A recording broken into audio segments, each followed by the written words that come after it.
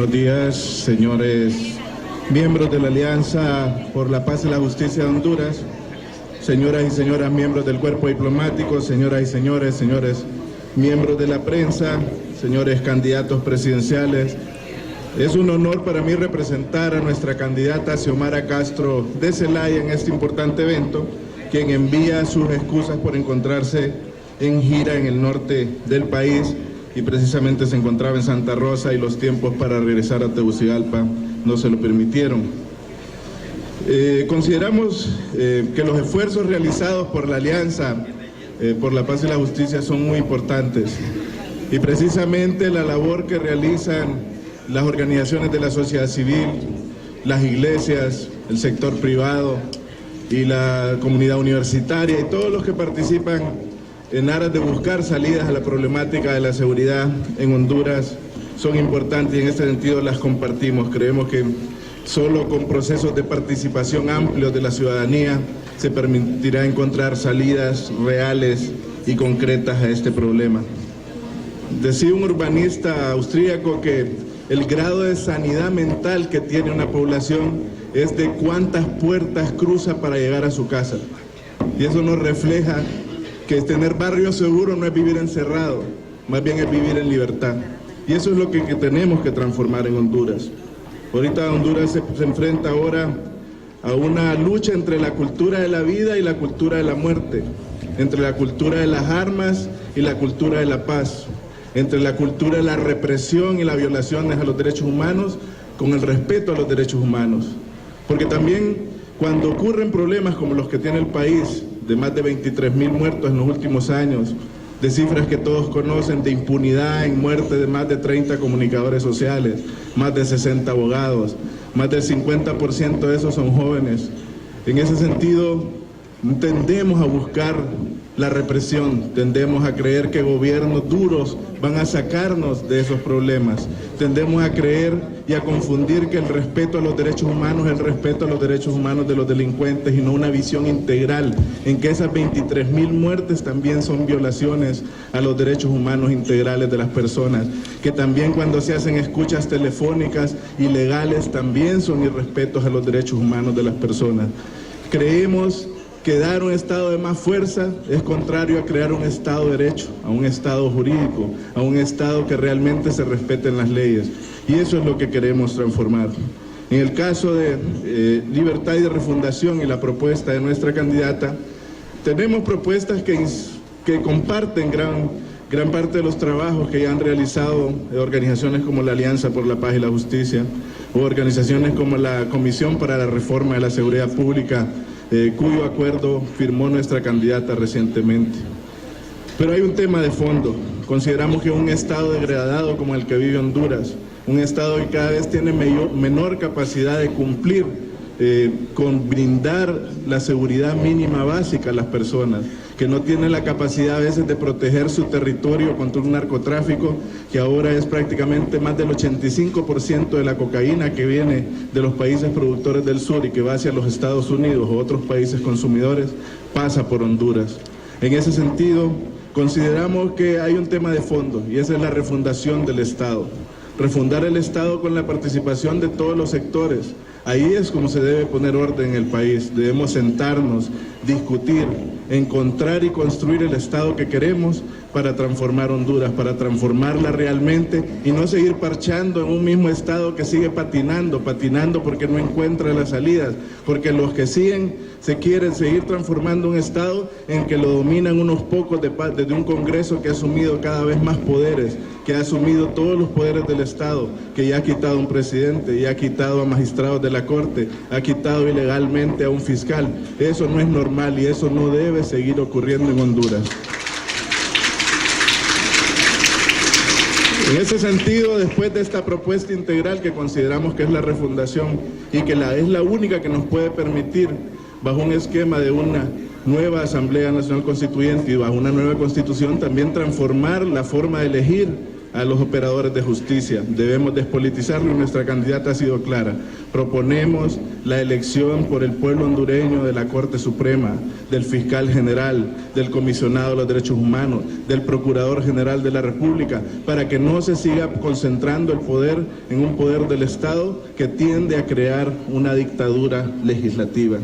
Por otra parte, otra de las propuestas fundamentales es la depuración de la policía e ir a una policía comunitaria real, a una policía que con mesas ciudadanas responda y se haga amiga de la gente, una policía que no le tenga temor las personas a esa policía, sino que se acerquen fundamentalmente. El otro día cuando visitábamos unos barrios, una señora que era dueña de una pulpería me decía, mire, yo pago 3 impuestos de guerra, me decía. Pago un impuesto de guerra a la Mara 18, otra a la 13 y otro a la policía. Yo creo que no podemos seguir viviendo en un Estado que no permita garantizar este sistema de leyes. En este tema debemos acabar con la impunidad y fortalecer la acción de la policía con los otros operadores de justicia. Y para esto planteamos que mientras se realice el nuevo pacto social que pueda llevarse a cabo, también se realicen acciones concretas para combatir precisamente los grandes grados de impunidad y delincuencia, buscando nuevos mecanismos que garanticen que esa policía también, y coincidimos, se depure pero de arriba hacia abajo. Finalmente, hemos hablado de la desmilitarización. No porque estamos en contra de que los militares ejerzan una función que es la que les provee la Constitución y la que les prevé de cuidar nuestras fronteras. En los últimos 3 años ese incremento de los tráficos de cocaína y de narcotráfico en el país y de zonas que precisamente coinciden también con las de más alto índice de criminalidad en Honduras, deben controlarse y esa labor la debe realizar el Ejército, debe realizarla en una acción conjunta, también con otras naciones, como ya se ha venido realizando, cooperando de manera continua en las fronteras, en las aguas, en nuestras aguas internacionales y además en nuestra zona aérea nacional. Finalmente, sí consideramos que la desmilitarización es por un problema como ese riesgo que tenemos de creer que volver al pasado, a un proceso de evolución, de devolverle a los militares labores que ya tenían y se les habían podido limitar por parte del Estado de Derecho, es un riesgo enorme. Los países que viven con niveles de seguridad más alta no son precisamente los más militarizados. Es más, los países con seguridad más alta son los que a veces la policía ni siquiera anda armas en las calles. Es cierto, tenemos que combatir la realidad actual y no podemos vivir en un mundo de supuestos. Y ante tal, se tiene que generar un espacio de seguridad jurídica con una policía activa que trabaje de la mano de la ciudadanía, y eso tenemos que hacerlo de manera concreta.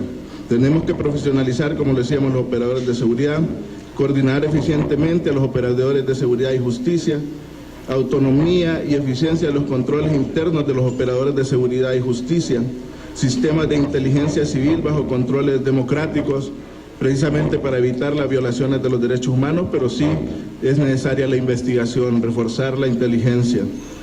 Miraba unas cifras hoy en la página precisamente de la Alianza, de la Paz y la Justicia, en cuál institución se confía, y apenas en la que más se confía es en el Ministerio Público, con apenas un 8%. El 80% de las personas que llenaron esa encuesta en la página de la Alianza de la Paz y la Justicia no confía en prácticamente ninguna de las instituciones. En ese sentido tenemos que retomar precisamente esa confianza para que el pueblo hondureño trabaje de la mano. Lamentamos que desde que se inició el trabajo de muchas de las comisiones, sus recomendaciones prácticamente no se han cumplido y se ha perdido tiempo, más de 3 años en trabajos de intervención de varios entes del Estado, la Fiscalía, el Poder Judicial, la Policía, sin resultados concretos, y todavía con mayores problemas en los cuales se incorpora también ni siquiera el pago de salarios de la policía, como lo mencionaban anteriormente.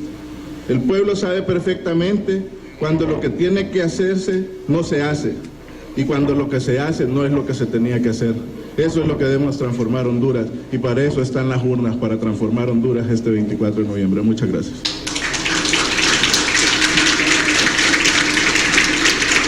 En caso de que el Partido Libre llegue al poder, ¿cómo abordarán el problema de los centros penitenciarios? tomando en cuenta que la criminalidad organizada opera desde adentro de estas instituciones, ¿cuáles serán las metas en materia de reinserción y rehabilitación?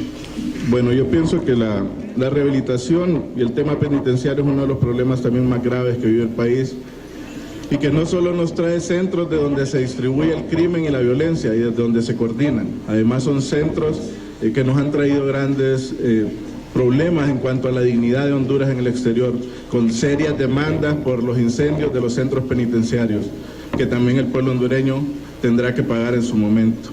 En este tema tenemos que profesionalizar al sector penitenciario, tenemos que asegurar que los centros penitenciarios no tengan el acceso a llamadas a celulares, que realmente se conformen estos equipos de trabajo. Independientemente de lo que se ha hecho últimamente, aún militarizando los centros, siguen habiendo crímenes, siguen habiendo armas que entran a los centros penitenciarios. En este sentido, las recomendaciones que se han fijado por Naciones Unidas y la OEA son el marco de acción que debemos cumplir para proteger estos centros penitenciarios y que de los mismos no se conviertan aún en universidades del crimen. Y aquí es donde debemos trabajar arduamente en la construcción de centros que permitan un mayor cumplimiento de medidas de seguridad extrema para los penitenciarios, sobre todo los de más alta peligrosidad. Muchas gracias. Muchas gracias, abogado Eduardo Enrique.